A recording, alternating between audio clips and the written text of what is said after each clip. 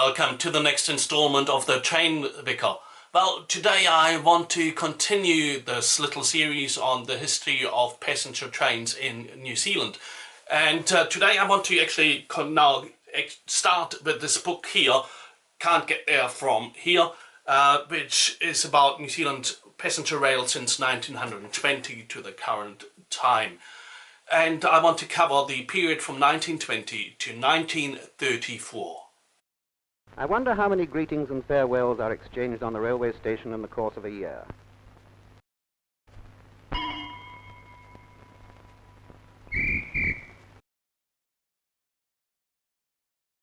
That's what I wonder as well, because that's the human aspect of passenger trains and of railways. At the time, railway stations were where you said goodbye, where you welcome people. It was the place to be because people mainly, when they travelled by rail. Of course, at times they had to use the ship around New Zealand as well, but railways were the main means of transportation. Sometimes you had to go by road as well, or walk. There were some important developments in the 1920s. A few important railway lines were opened. For example, the railway line between Waihi and Tauranga. This year is the opening train in Tauranga. Another was the Stratford-Kahakura line through the King Country. And probably the most important one was the Otira Tunnel through the Southern Alps. The Otira Tunnel through the mighty Southern Alps is the longest in the British Empire. In its 5¼ miles, it drops 1,200 feet.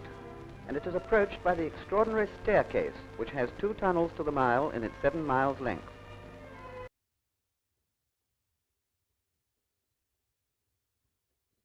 Apart from the electrification of the Otira Tunnel, the suburban line between Christchurch and Lyttelton was also electrified.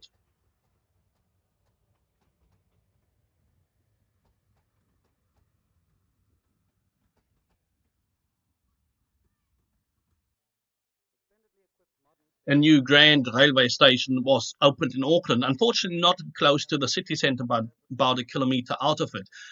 That was connected to the rest of the network by a new railway line that was not so steep as the old one, which nevertheless was retained.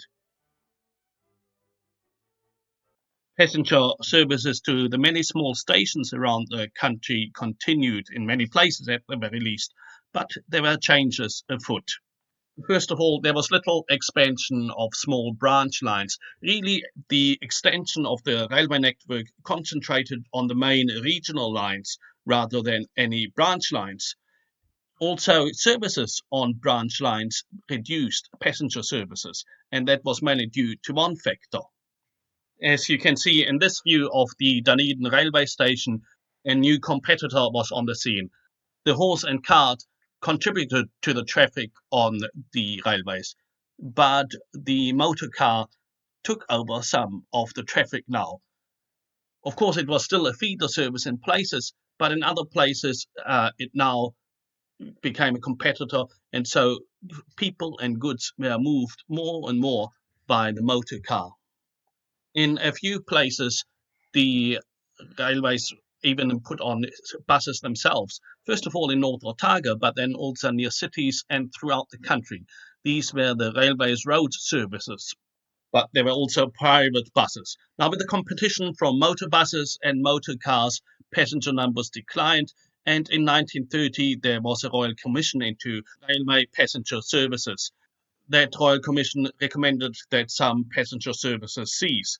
In other areas, though, New Zealand Rail at that time actually tried to do something about it, and it introduced rail cars that were converted from Ford Model T vehicles.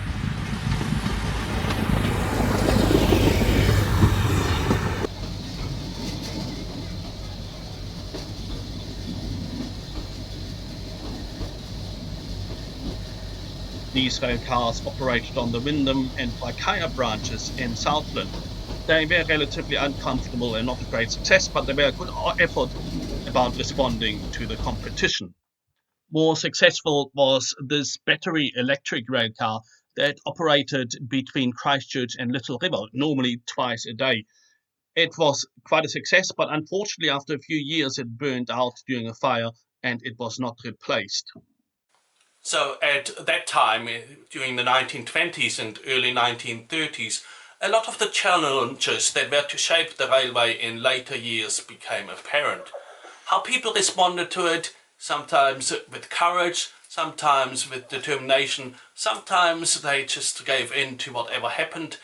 And it's difficult to judge now for so many years afterwards. But we can see that some responses were a lot better than others. And I think it's similar to what happened with the church. Papi, train coming! Oh, the real train is coming now. Let's continue this conversation later on.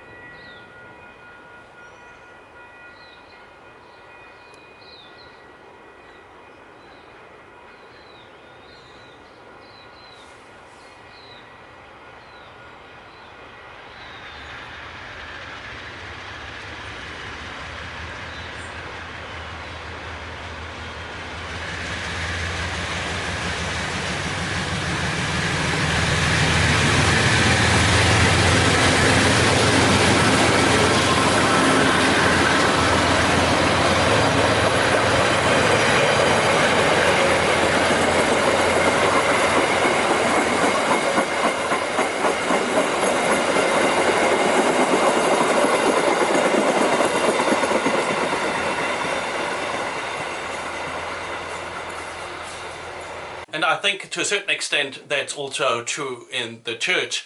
Many issues that were facing the church have been seen for many years.